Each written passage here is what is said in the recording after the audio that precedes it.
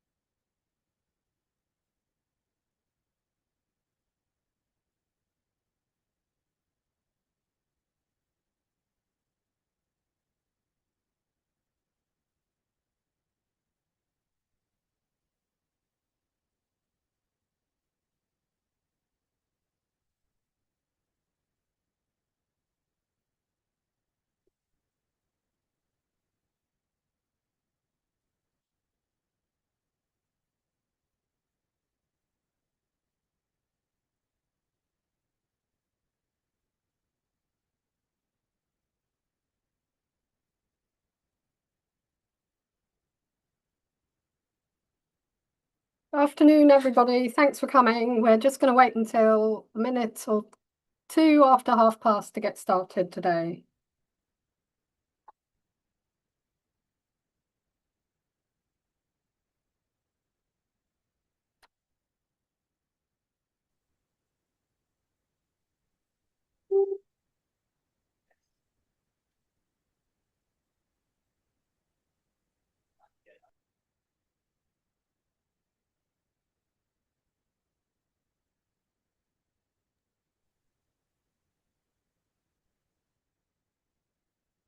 Hi, if you should be able to hear me. I just didn't say anything yet.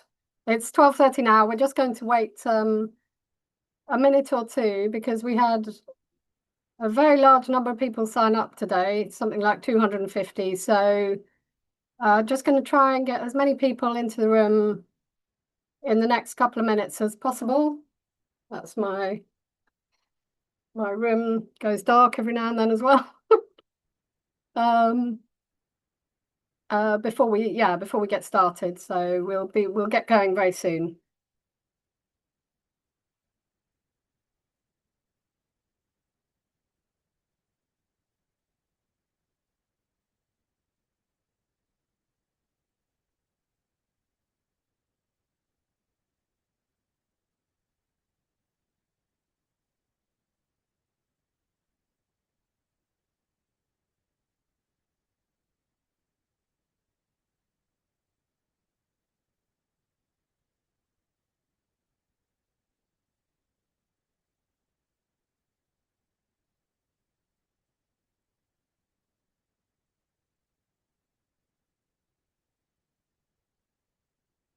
Hello to those who are just joining now.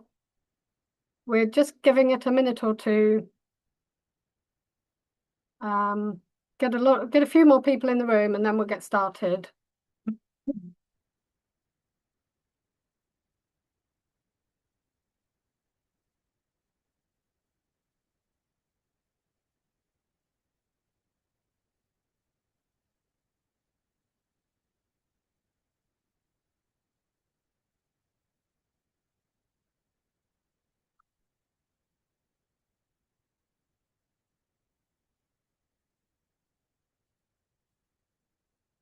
Okay.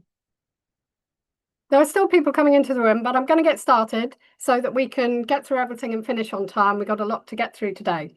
So I'm Alice Roberts. I'm Campaigns Director at CPRE London, and I chair the Healthy Street Scorecard Coalition, the London Borough's Healthy Street Scorecard Coalition, and I'm going to be chairing the event today.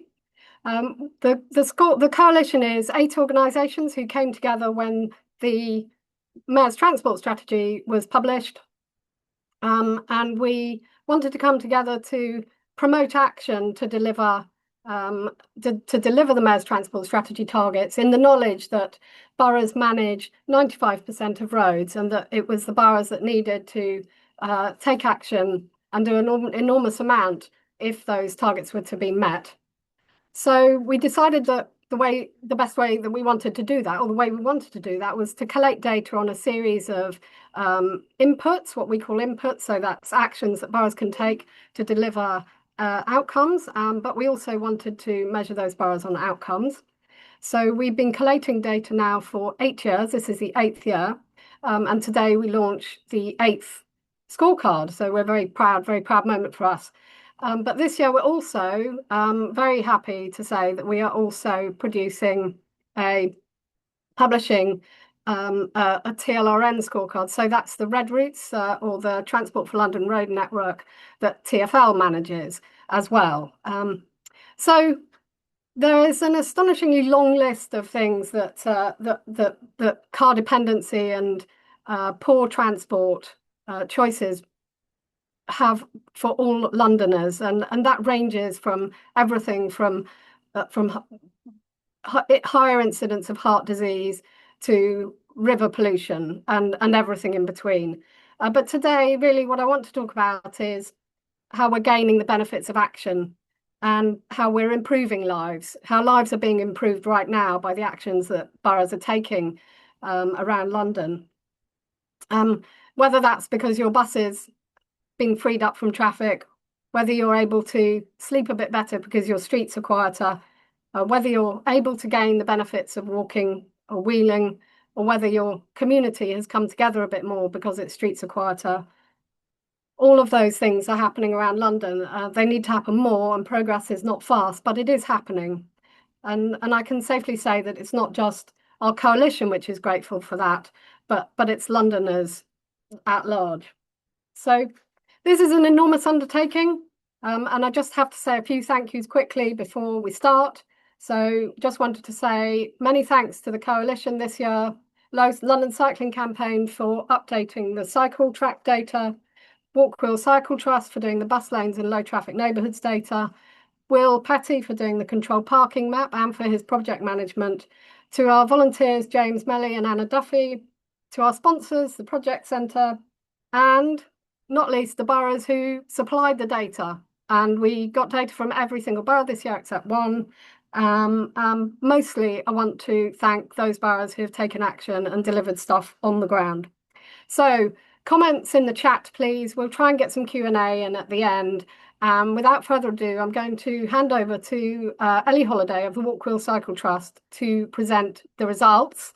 After that, we'll hear from Councillor Rowena Champion from one of our winning boroughs, Islington, Caroline Russell from the London Assembly, and then Simon Munk from our coalition is going to talk about the next 4 years and how we're going to get more delivered.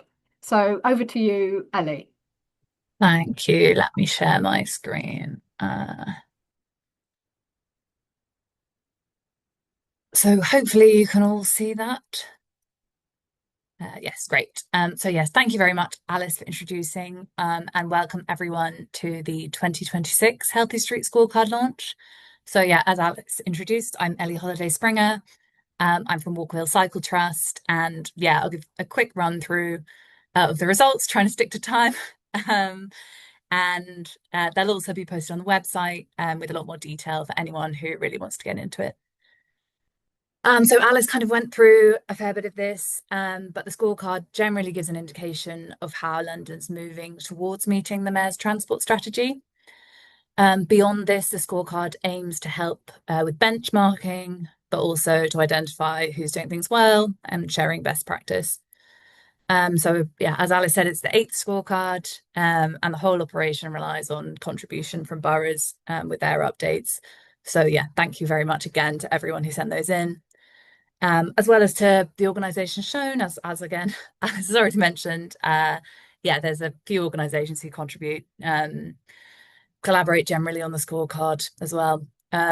So overall from the boroughs, there's been an improved response rate this year, so that's great. And just, yeah, again, a massive thank you. So these are the indicators with the input indicators on the left, and those are show the changes being made on the ground. So these are the metrics that the boroughs report on to us. And the only change to these this year is that school streets has been adjusted, so that only enforced school streets are counted. And the input indicators were chosen because we think that they're the most important actions that councils can take to influence these outcome indicators. And these show updates to data on the health of each borough's streets, and they're directly linked to and ultimately show that progress towards the mayor's transport strategy. So for instance, I think the target for sustainable mode share is 81% by 2041 across London. And so yeah, that's just one of those outcome indicators that we can then measure against. So just to note that we publish our maps that we use to kind of record the input indicators. So I don't know why the images are such bad quality, but I promise they're actually very legible. So if you want to have a look at your borough or check the mapping's right, or check what other boroughs are doing, then that's very much possible to look at those maps. And there's also another change this year, and I've picked on Haringey, but this is the addition of the borough scores by indicator. So on the your borough page, sort of following this chain, you still see the kind of summary for each borough, but you also scrolling down, you can see the relative scores to other boroughs. So this gives you this kind of like at a glance detail for your borough, and where you sit for each metric, and then also where you sit overall.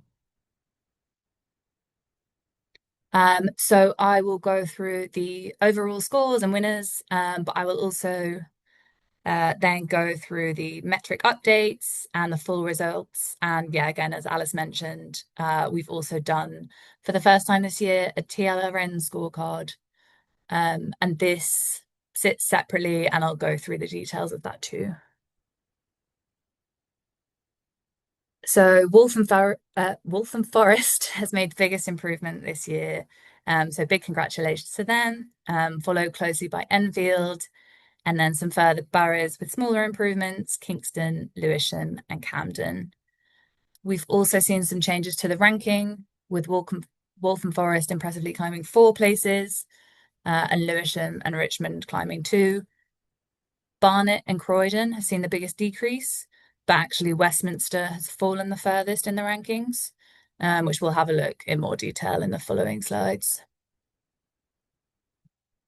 So this is the overall ranking. The top 6 boroughs and the bottom 5 boroughs remain the same this year.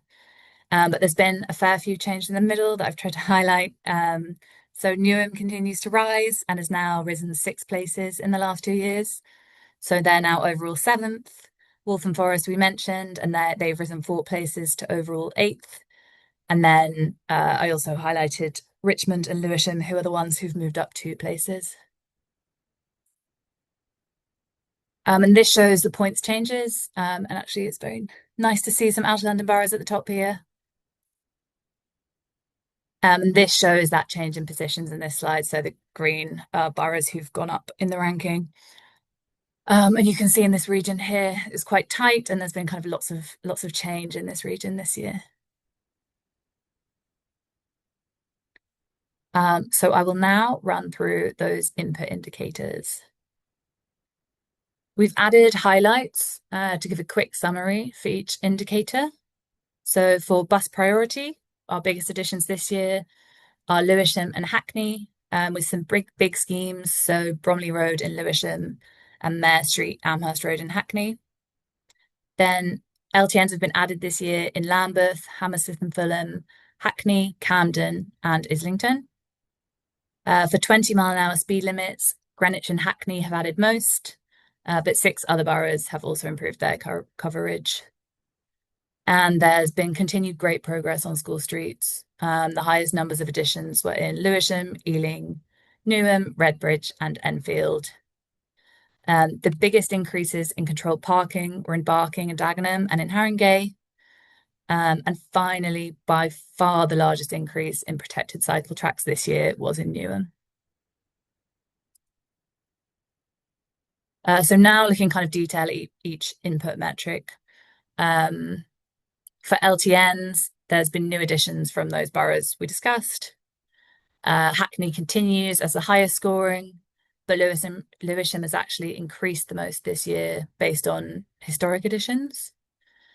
And the overall coverage of LTNs across London hasn't actually changed very much because of the decision for Croydon to remove 6 LTNs and hence their decrease. So this leaves the overall highest and lowest the same as last year, with Hackney further increasing its lead and then Bexley at just 6%. So this shows the overall scores, but I think it gives a bit more insight to look at the yearly change. I personally find it easier to see. So for Islington, you can see they're closing in on Waltham Forest here, so I just thought I'd highlight that one. And then Lambeth is also closing on Southwark, but then also on that 40% value. So they could be on that map in next year, potentially. If they increase at a similar rate. Then Camden is closing on 3 other boroughs, so it could really jump in the score in the table next year. And then I just highlighted Lewisham and Hammersmith and Fulham because they're really close and both making progress. So there could be lots of change in the LTN scoring next year. So moving on to protected cycle tracks, as noted, Newham comes out as the big winner this year, with new tracks along Romford Road, Silvertown Way, and in Beckton. We're continuing to review this metric and improve some of the records, which means it's difficult to compare the years against each other. And some that had increased and built new cycle track also had length removed. So there were decreases this year in the City of London and in Southwark, and some of that was due to this, but also to one protected tracks being removed. So this is the overall ranking, and the main point to make here is that Newham have gone up 2 places and are now 4th overall. But yeah, Waltham Forest, City of London still at the top, and Kensington and Chelsea with very little. So for 20 miles an hour, Greenwich and Hackney made the biggest improvements this year at 6.9 and 4.7%. Haringey's additions mean that Inner London now have more than 99% coverage, so that's great. And then the worst performing borough is Bromley with only 5%. But yeah, you see high scores across Inner London.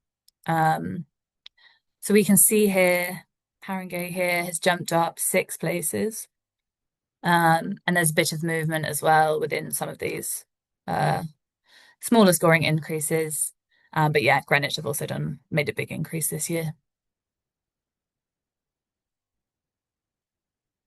So then on CPZs, Barking and Dagenham have added 6 this year, making them the first outer London borough to exceed 50%. And Haringey have also made some good progress. And then Barnet had the biggest decrease this year, and that's mostly due to corrected reporting. And so, yeah, you see a few boroughs over 97%, and then Havering doing the worst at 9.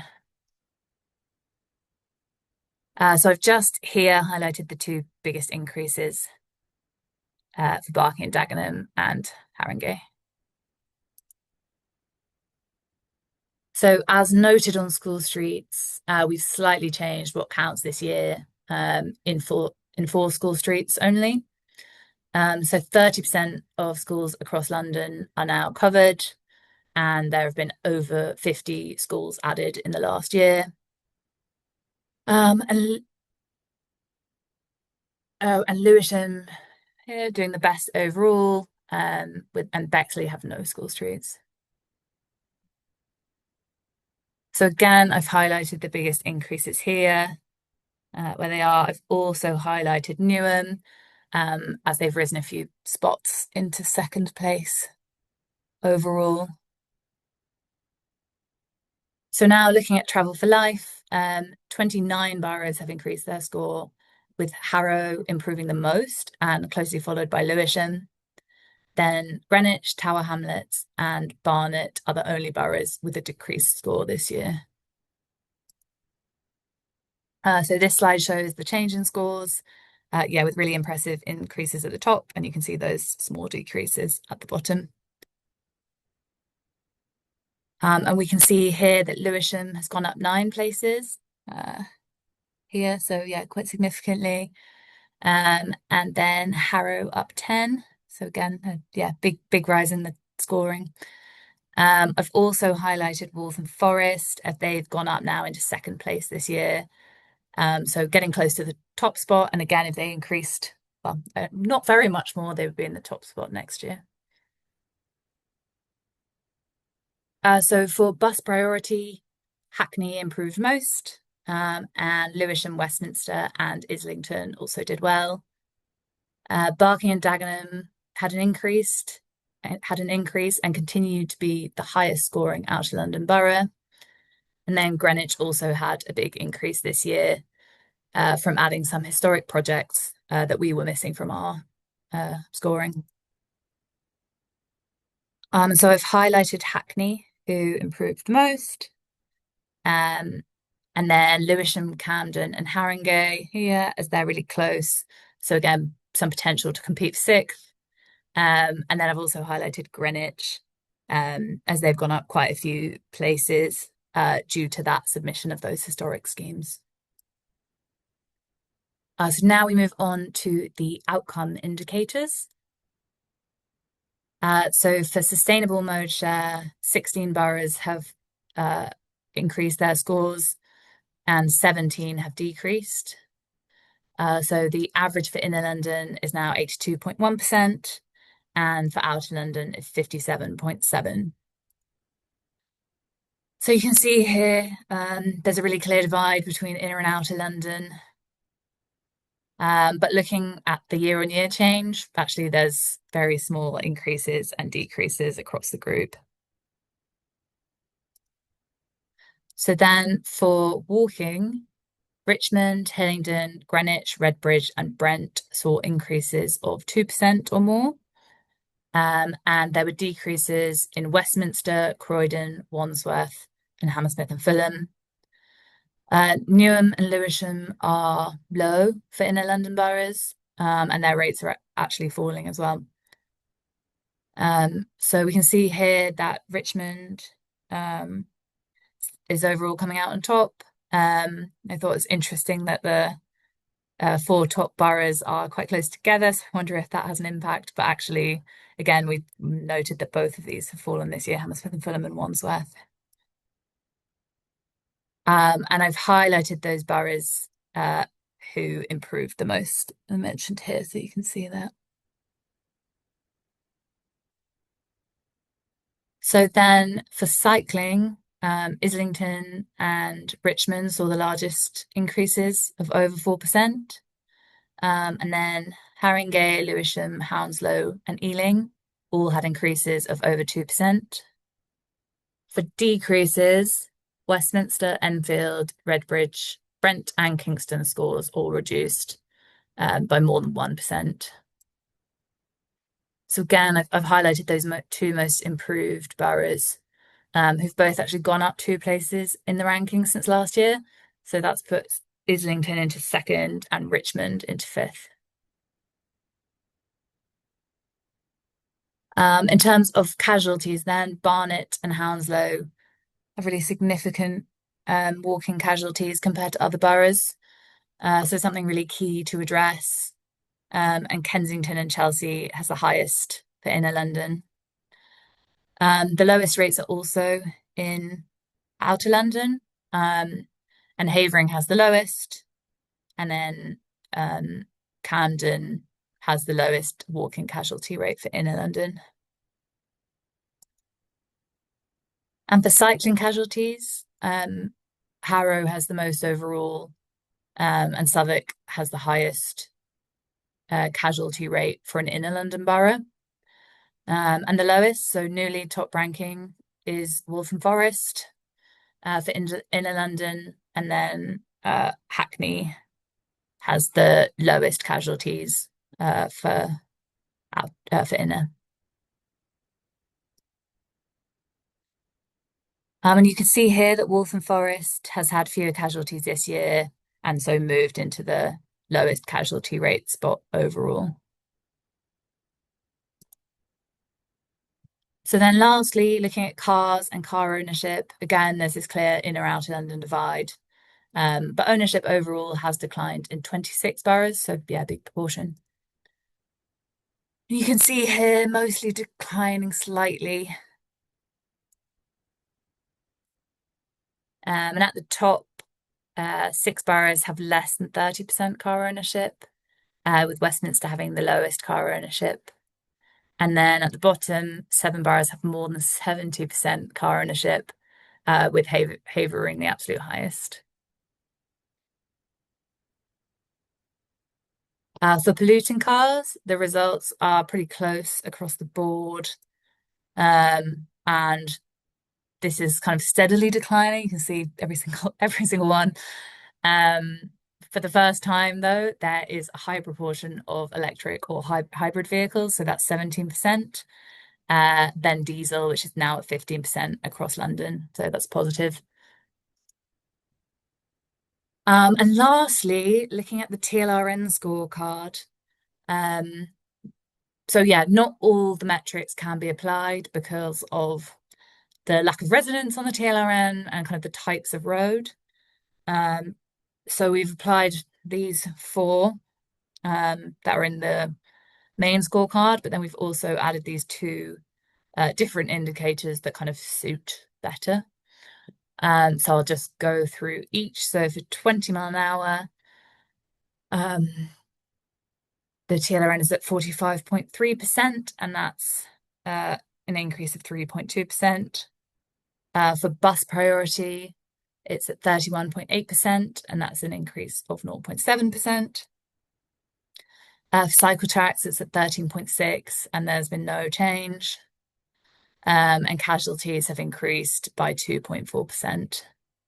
So then traffic is one of the new metrics, well, one of the specific metrics to TLRN, and that's the average traffic flow per hour over 24 hours for the detail. But yeah, there'll be more detail on the website, but basically that hasn't changed this year.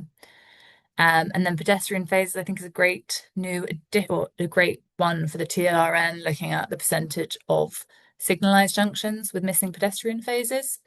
And that's at 57.2%. And we don't currently have the data for previous years, but hopefully we should be able to collect future years and then have a comparison of what's changed year on year. So the idea with the TLRN scorecard is to publish this yearly, and to also reflect, therefore, on TfL's progress towards the Mayor's transport strategy.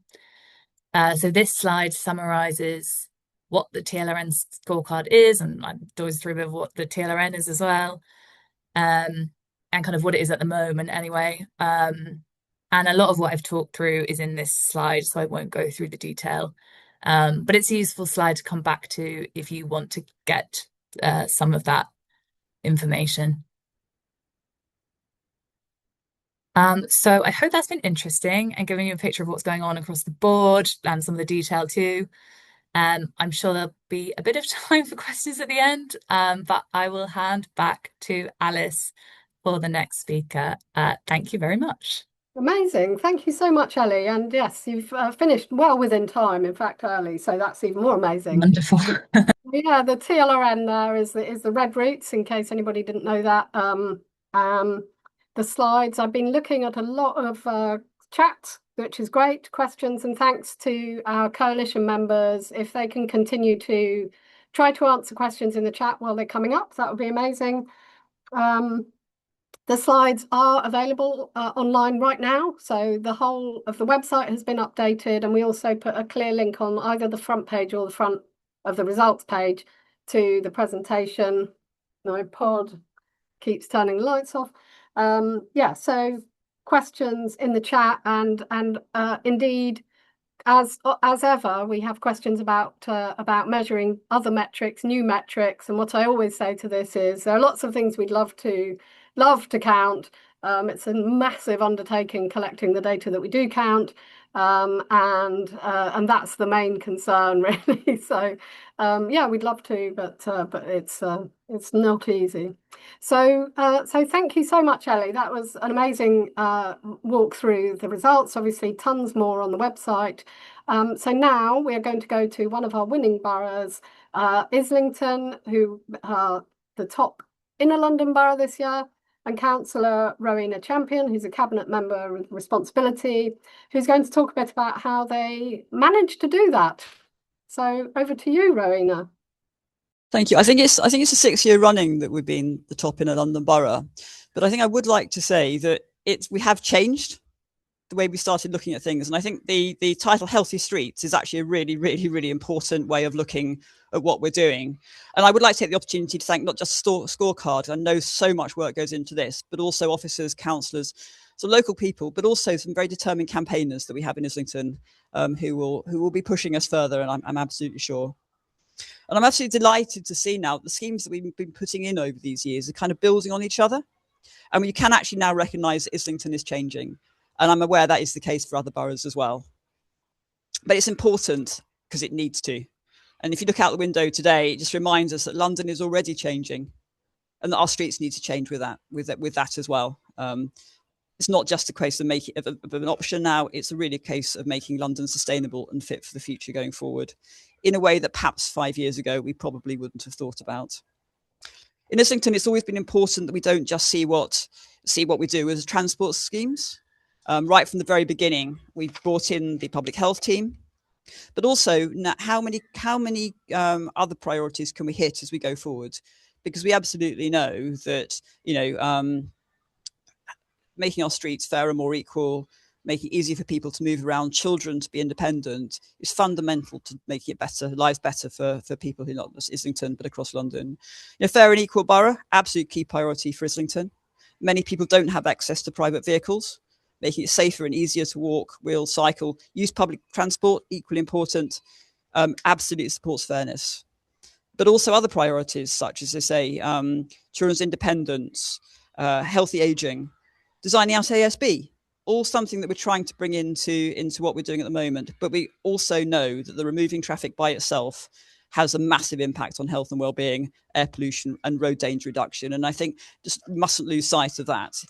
Absolutely try to build everything else in, but we know that reducing traffic is such an important part of what we're doing. We're now looking at how children move around the borough. There's not just school streets now, but what about safe corridors, playful features, things that make children, young people feel really included in their streets? That's really great. But over the past few years, there has another challenge has come into the mix. And that's how do you make a borough like Islington more sustainable when you've got heat episodes, surface water flooding, and this has really come to the fore in how we design our streets, how we design our traffic schemes. It does bring us real challenges, but it also brings us really big opportunities, because we know now that people are beginning to experience their different streets already, but also we know they're experiencing climate change. You talk to people about actually how heat is impacting them. You talk about the fear for some people who live in basements about surface water flooding. And so I think this is something that we absolute opportunity for us to start talking about. We need to keep doing what we're doing, reducing traffic, making junctions safer, making streets safer, doing all those things that the scorecard talk about. But there is an overall picture now of how you can talk about that in terms of making Islington and London more sustainable, more attractive and greener going forward.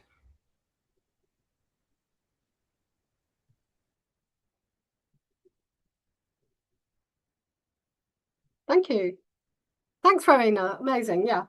So we're going to hear from, and thanks obviously to all of the team at Islington, and also to our other winning boroughs, so City of London and to Waltham Forest.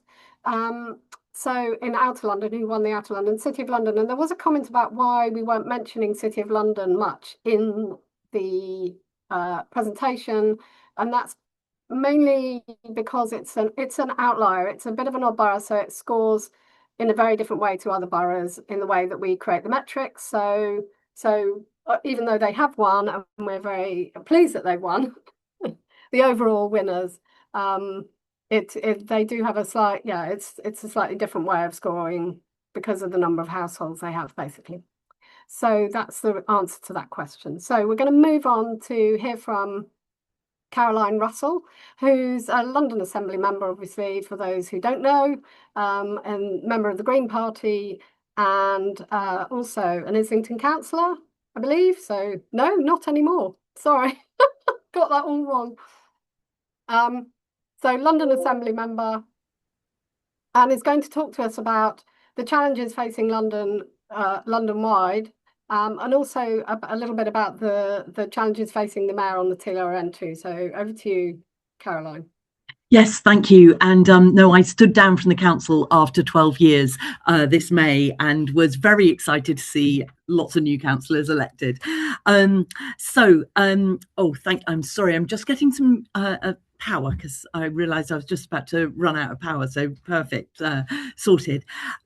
First of all, I just really want to thank the Healthy Streets Coalition. This work to document what is happening borough by borough is so important, and it's not about naming and shaming, but it's about celebrating the changes and how those make a difference to Londoners' lives. And you know, across London, we've got streets that are really hostile, difficult to cross, really hard to cycle along. And actually all of this work that you're doing on these measurable things means that it is possible for boroughs to track how they're doing and to see you know, what other boroughs can do, and hopefully that actually kind of encourages people to try and do better and to do more in this space. I think it's really exciting to see the TLRN, the mayor's roads, included, because they may just be 5% of the roads. They carry 30% of London's traffic. And it's really important that TfL also feels the heat in terms of needing to keep delivering, because we've got some really big transport strategy targets. The mayor is meant to be achieving Vision Zero, that's no one killed or seriously injured on the road, by 2041. 80% of trips across London, inner and outer London, made by walking, wheeling, cycling and public transport by 2041, and net zero by 2030. Now, you know, just with this third heat wave coming in just at the moment, the urgency to reduce the number of cars in London couldn't be clearer. I remember at the end of the last heat wave, walking past parked cars in the evening, and they were all giving off heat. They were like giant storage heaters storing solar energy from the daytime and letting it all out in the night, making our streets hotter, and the air that we're all, you know, everyone trying to cool down at night and opening their windows, you can't get the cool air in because our city is just heating up. So the urgency across so many measures to reduce the number of cars in our city is really strong. Now, what do the boroughs need to be able to do well at all of this? I think I was at a Vision Zero event yesterday run by TfL, and the officers I spoke to there were really clear that they need strong political direction. Rowena, who was speaking just now, has been really consistent and has worked for clear, strong cross-party support for the measures that reduce danger and make our streets safe and convenient for children, older and disabled people to be able to get around safely. And achieving that cross-party consensus is something that campaigners can really, really support with. And actually the Healthy Streets Scorecard is a really good tool to help with that campaigning. But in the boroughs where people feel dependent on their car to get around, it can be harder to galvanise that very clear political support and political direction for Healthy Streets measures. And I think we've also seen a big change since the election. We've seen lots of councils change hands. We've seen many new councillors elected, and those new councillors are all going to be learning the ropes. They're going to be gaining experience about what happens when you get a social media or kind of email pile on about a particular issue that's local in your area, how you deal with all of that. It takes a bit of time to kind of get your feet under the table and to sort of work out, you know, what all the issues are, what the mayor's transport strategy is. So there's, I think we all need to give new councillors just a bit of time to sort of get their feet under the table, work out what's going on, and everything that campaigners do to reach out to new councillors is incredibly helpful, particularly if you bear in mind what I've just been saying about, you know, don't get grumpy with people until they've had a chance to learn what's going on. So I think one of the really important things is that new councillors need a briefing on the mayor's transport strategy and how TfL funds the boroughs through the local implementation plan. That's the LIP funding. Because it's, you know, all of the people on this call probably are really familiar with the LIP process. We know how the funding works, and we know what the mayor's transport strategy goals are, but that's not widely known and understood by lots of Londoners, and it's certainly not known and understood by lots of councillors. So that's, I think, you know, that's something that TfL needs to do, actually, is to make sure that that knowledge is really clear and out there. But so if these, if we've got till 2030 to meet some interim targets in the mayor's transport strategy, and I think, you know, the things that the boroughs and Transport for London need are a continuous pipeline of schemes, quicker identification of new priorities, faster delivery, learning from the pandemic, using temporary materials occasionally even, you know, so that you don't have to do those very expensive big junction redesigns everywhere. Actually, sometimes a planter and putting in a low traffic neighbourhood to enable less traffic and less traffic, lower traffic areas is a good thing. We need genuine alternatives to private car use, especially secure cycle parking, strong cycle hire schemes, well regulated, and a London-wide replacement for Zipcar to enable people to be car free. And we need decisive action to reduce traffic. And the elephant in the room is traffic reduction. There's research that shows that lower income households are increasingly dependent on car ownership because public transport is unavailable or unreliable, and partly unreliable because of congestion, particularly in outer London. So if people are spending a really big proportion of their income on getting around with a car, it's understandable that then people will have objections to measures that are encouraging people to drive less when the convenient alternatives aren't yet in place.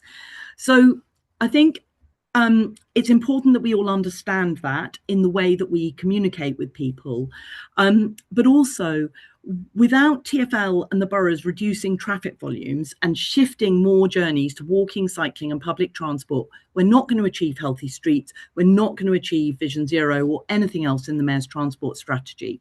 So if London is serious about addressing transport inequality, improving public health and cutting congestion, then the boroughs have to invest in affordable, accessible and reliable alternatives to driving so that it reduces that sense that people have a feeling they need to own a car rather than leaving driving as the only realistic option.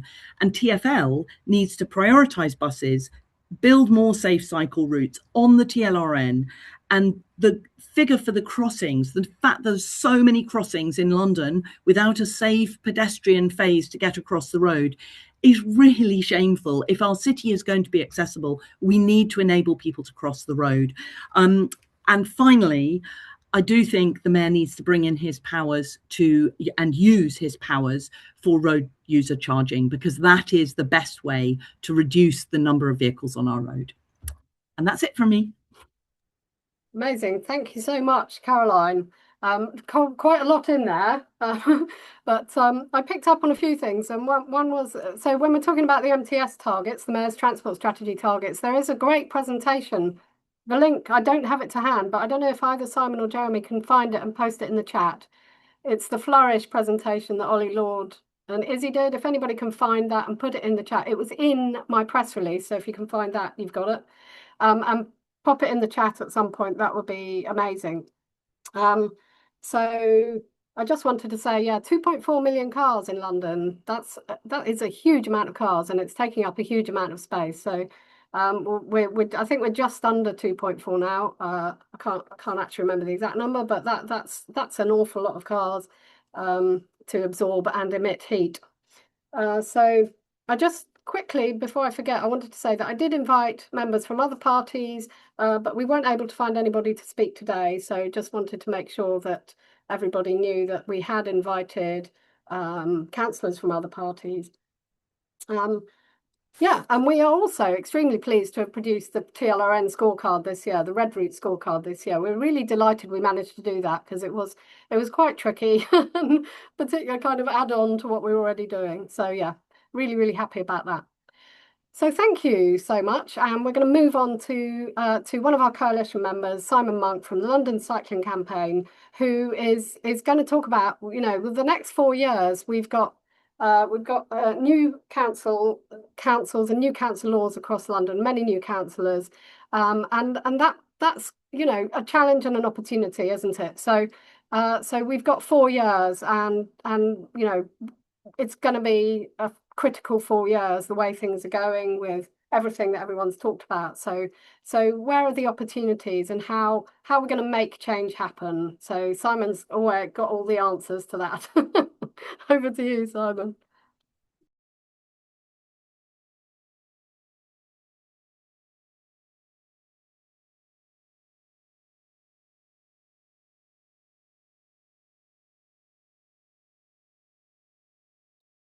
Simon, are you on mute, maybe? Can't hear you.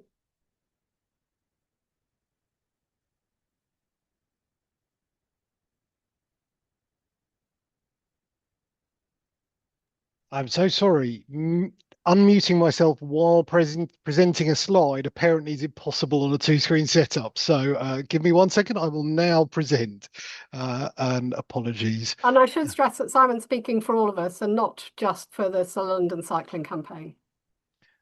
So here we go, hopefully.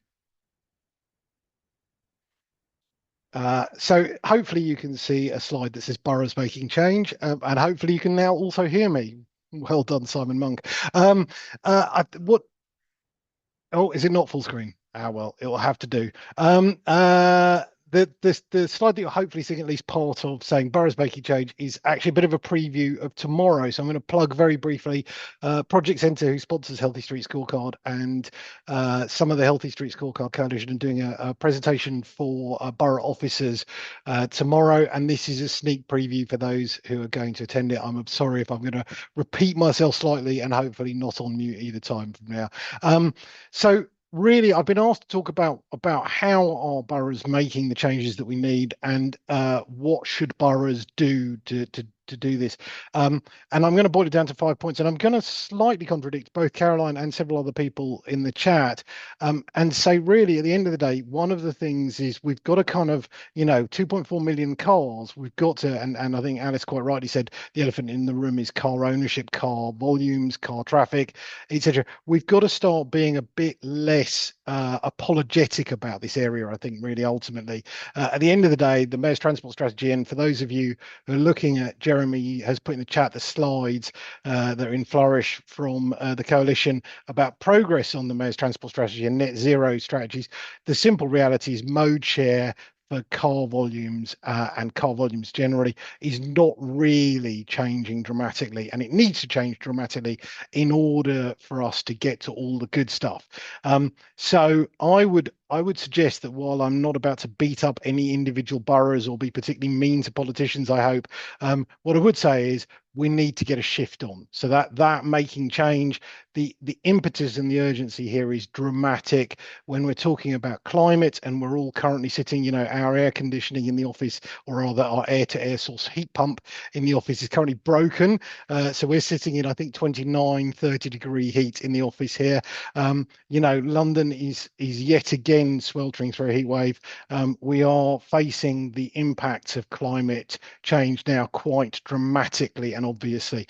And not just that, there are a host of reasons why doing the stuff that we are generally advocating for in terms of the input indicators, in terms of the outcome indicators, in terms of all the stuff the Healthy Street Scorecards asks for, and the concept of healthy streets as a whole generally, why there is a real urgency, there is an impetus to it, and why it's important. So I've said, number one, active travel is a win-win.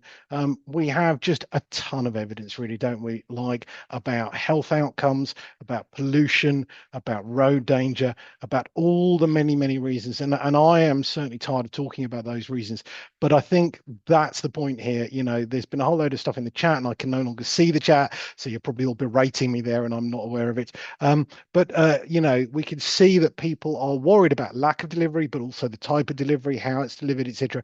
But the ultimate reality here is if you do good active travel schemes, no matter what they are, whether they're 20 miles an hour or whether they're LTNs or whether they're school streets, the outcome is generally a good thing for your residents. And that's really important. So the evidence is massively there. But what is also massively there is every single scheme worth having faces some kind of backlash, resident pushback, the bike clash, as it's called. Good engagement policies is what probably is the marker, and good leadership, clear leadership, is the marker of difference between the boroughs that are managing to deliver real change, you know, going back to that title, boroughs making change, and the boroughs that are not managing to make change or not even trying to make change. Is if you engage with your residents and you show them why things are important and you explain how much generally residents are in favor of this stuff, and let's be clear, as you know, reliable, well over 50%, mostly about 65% of Londoners reliably say they would quite happily reduce their car use, they want to do more on climate, they quite like LTNs, etc. So we have a majority across London, and that includes the Bromleys and the Haverings of this world, who generally want to do something on this stuff. So you have to engage with them and say, this is the scheme, it's not perfect, but this is why we're doing it. So that's point one covered. Point two, and this is very, very clear, and I'm going to be really cynical about this, and I'm going to be even more cynical and clear about this with officers tomorrow, which is London is currently a patchwork of boroughs, of schemes, of funding, of momentum. If you are a borough like, let's call out names, Waltham Forest or Islington, who are both on the call today, or Hackney or Camden, you are delivering schemes at pace, and that gets you funding and that gets you momentum. Most people on this call probably know I live in Waltham Forest. I'm a massive fan of the area, and I have been for a long time. In Waltham Forest, whenever a new LTN or a cycle track goes in, about the same three people pop up on Facebook and go, oh, I don't really like this scheme, it's terrible, it's an apocalyptic scheme. And nowadays, I don't even need to comment. There are like 500 people who are like, you know, put a sock in it, that's a load of rubbish. So the reality is now the boroughs where there is momentum, they increasingly don't face as much of a backlash, whereas the boroughs who are just faltering and starting out, they face a significant backlash, which is a really big problem, but they also don't get the funding. So if you move fast, you get funding and you gain momentum. And that is a huge difference now between the boroughs making changes and the boroughs not making changes. So that is really like key, I think. That's okay. Okay, so I'm only staying on one slide. I have one slide today. You can see the next bit of slide. You will get more of the preview. Jacob's shouting at me in the opposite, telling me off. But this is only one slide, and that's where I'm staying. So points 2 and 3.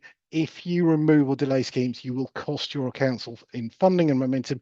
If you have momentum, you will gain less backlash but more funding. It's really as simple as that. So the boroughs that are making change have learned very quickly and visibly that if you keep that pace, you keep that funding and you reduce backlash. And I think that's really important for the new councils that are in place. We have some really exciting new councils. It's going to be very interesting to see what happens with, you know, Waltham Forest, with Lewisham, with Hackney, that are now green for the first time. Will they be able to maintain the momentum? I really hope so.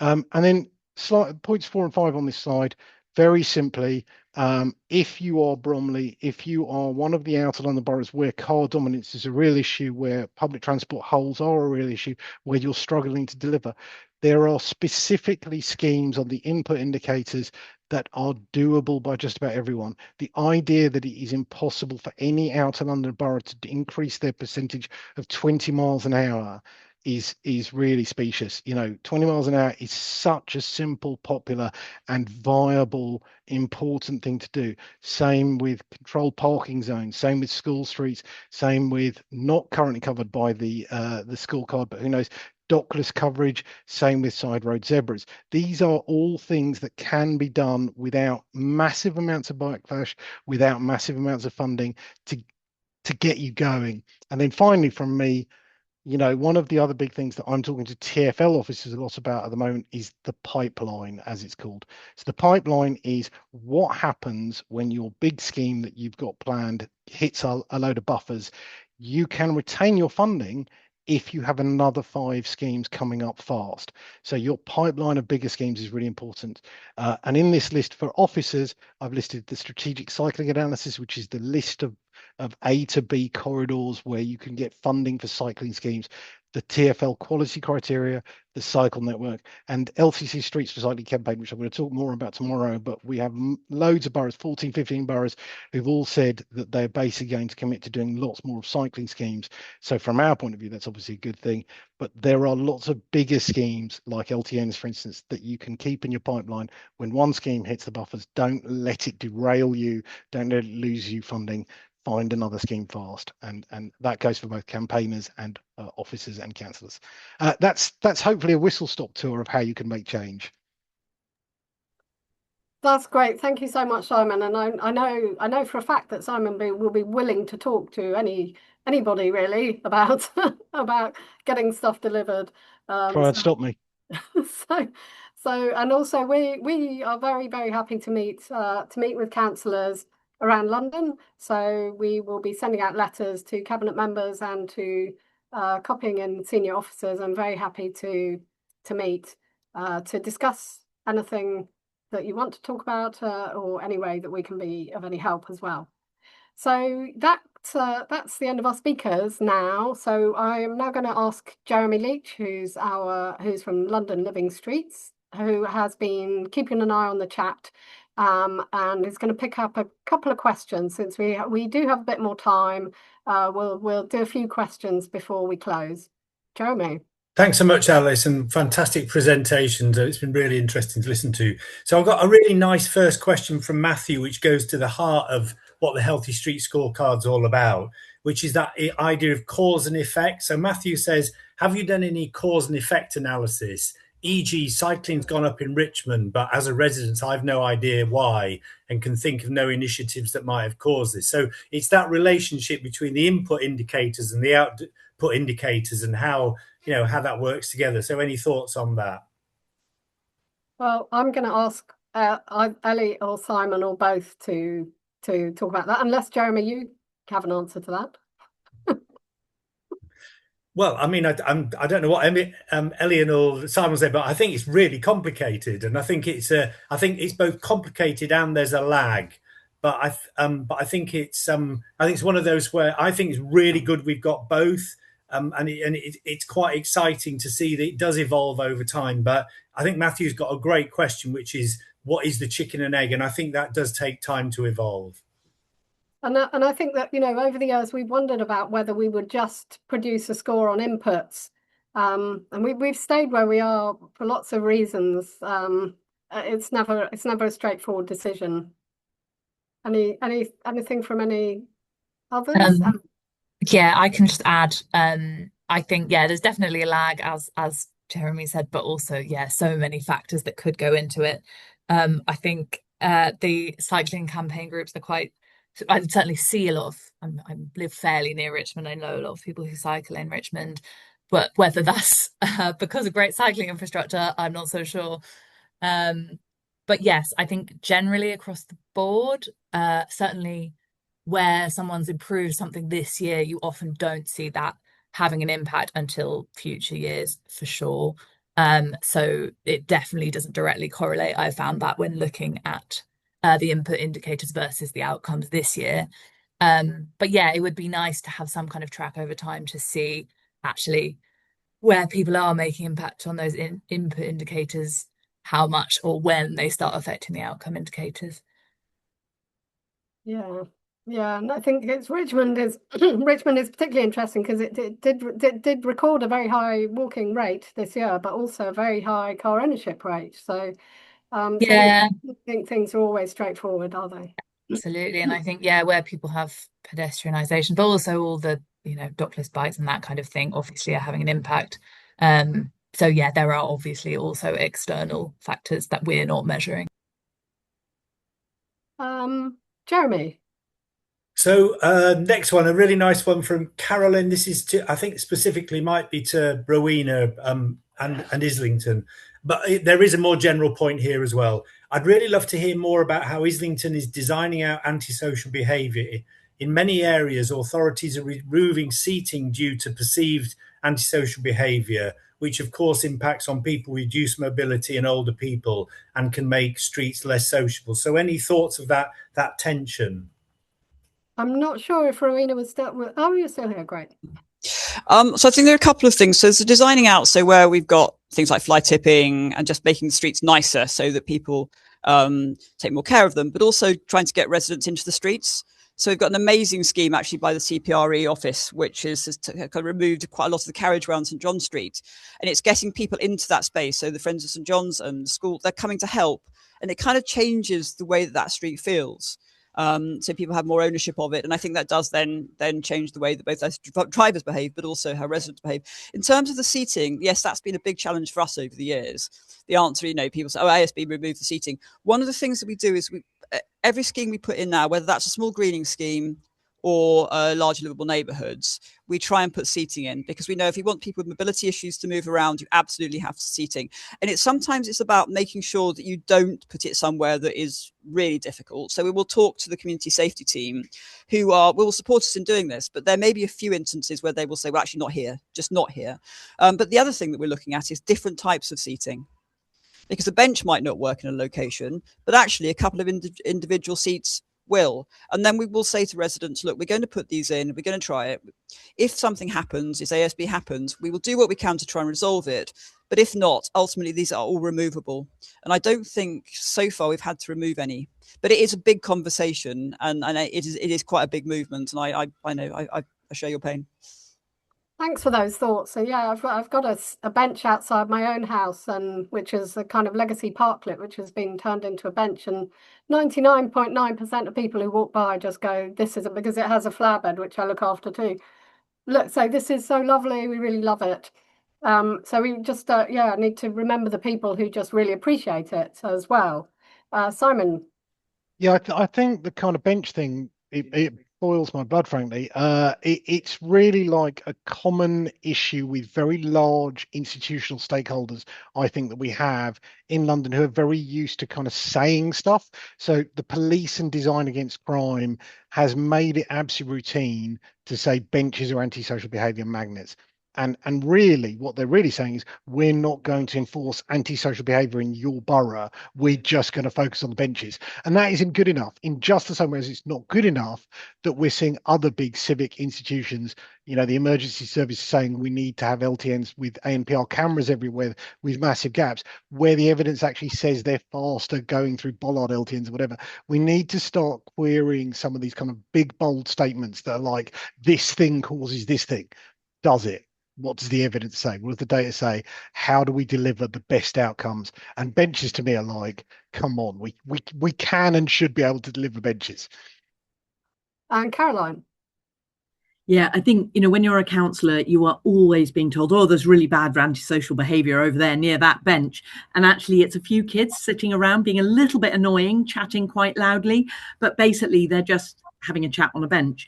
And I think, if you work with the community, you can get people to say, yes, we do want a bench here. And, there's a road that got closed off running across Highbury Fields, and we've got benches and tables there where people specifically asked for benches that faced each other so that people could sit and have a chat, because so often benches in parks just are gazing into the distance in lonely isolation.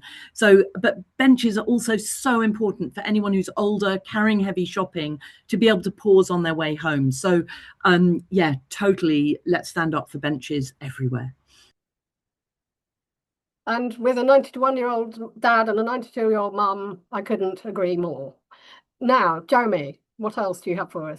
Yeah, so great question again, which cuts to the heart of what the Health Street Scorecard does from Sarah Haylock in Hackney. And I think this is different as because our casualties measures isn't the numbers, it's the rates. And what Sarah's asked is, I think we need to be careful of our messaging around the increase in casualties, being linked to increase in cyclists. Although this is true, we don't want members of the public to think that cycling is inherently dangerous. It's usually cars, and cycling crashes lead to cyclist casualties.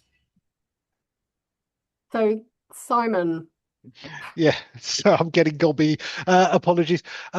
Yeah, fairly obviously, I totally agree. Like, we have to be very careful. We constantly at LCC tread a very fine line between trying to talk about road danger as an issue that we want to see reduced, and we don't want to see pedestrians and cyclists killed on our streets or seriously injured. But at the same time, we also don't want to cause fear that reduces people cycling, which is very easy to do. And at the same time, we are now seeing a kind of growing cluster of narratives around cyclist behaviour, around dockless hire behaviour, around gig economy behaviour.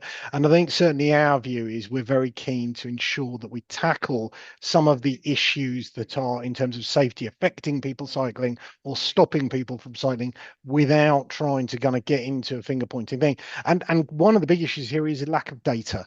So again, we have data gaps in terms of who is doing what to whom, what is causing collisions, what is causing incidents, what is causing road danger in general.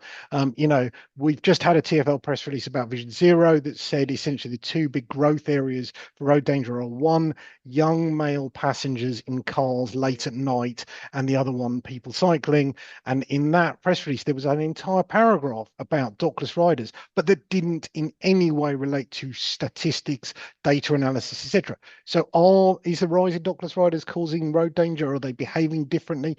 We don't know. And I think that's really important, is we don't have the good data yet to work out where the granularity of this. The broad strokes we can say very clearly is motor vehicles are continuing to hit people cycling. Cycling levels are going up. The problem is a lack of infrastructure that separates those two things from each other. Right. That's the broad strokes, but the granular we're yet to find. And I know, Caroline, you championed road safety. I don't know if you have anything to add there. We still see far too many casualties on our roads. Yeah, I think it's, but I understand what's coming through in the question, which is the point that what people hear can be, oh, cycling's getting more dangerous, when actually what we're trying to do is to make more people feel confident to ride their bike. So it's somewhere where we just need to be really careful and thoughtful about the way that we communicate about this stuff. But but obviously, if you've got many more people cycling, you will have more casualties, but the rate of cycling of casualties per mile cycled may well have gone down. So it's just about being really careful about the nuance in how the data is shared and talked about, so that we don't actually end up suddenly finding a load of people thinking, oh no, actually it's far too scary to cycle with my kids. Or walk, indeed. But thank you both. And Jeremy. Yes, I'm afraid the focus of the questions and the issues being raised is a bit more cycling than other modes. So, but you know, these are the questions, and that's what's coming through. So, from Julian, how do we make LTNs create winners without creating losers? And unfortunately, opponents of LTNs and pedestrianisation make disingenuous arguments saying LTNs push traffic onto marginalised communities. I'm pretty sure the data doesn't suggest that, but it's important that we make sure we can address that narrative. Any thoughts on that? I think we probably have a large number of councillors in the room who have the scars to to demonstrate that. But let's go to Caroline. Yeah, I mean, one of the things that Rowena did, and Rowena may want to talk about this, but in Islington, was to make sure that the data that was collected was very clear about what was happening on the main roads and what was happening on the side roads. There was also data that was very clear about the social makeup of homes on the main roads in Islington and on the side roads. And we have our housing is kind of pepper potted with social rent housing, some private rental housing, and some people with mortgages on all our roads. So it's a good mix everywhere. So it was very clear that there wasn't a particular benefit to any kind of housing tenure.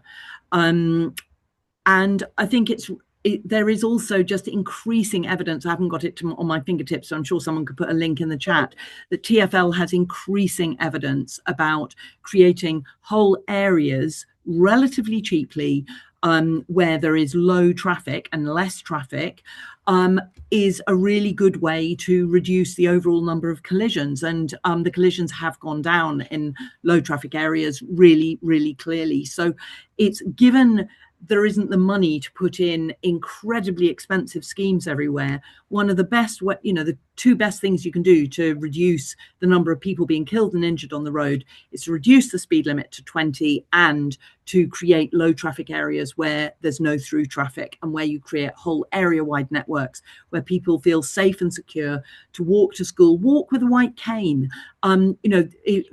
Transport for All, deaf and disabled people's sort of transport campaigning organisation, was really clear when the LTNs first came out during the pandemic that that there are benefits and disbenefits of low traffic areas for disabled people, and lots of people really value the low traffic environment to be able to make those journeys either in a wheelchair or walking with a white cane. So, and as for children being able to get around independently, low traffic neighbourhoods are the very, very best way to enable children and young people to be confident crossing roads. Thank you. And Simon, and then if Jeremy, you could come up with one more question, I think we'll make one more, the last one. Simon? Yeah, I mean, I'm fairly obviously a very unapologetic supporter of LTNs, and let me be very clear, the claimed disbenefits for LTNs are at best that there are people out there hunting non-stop for disbenefits, and the disbenefits are small, the benefits are gigantic, and the evidence is they are probably just about the best value thing we could do in terms of the pounds you spend on delivering it versus the impact to your residents and to people in general is gigantic.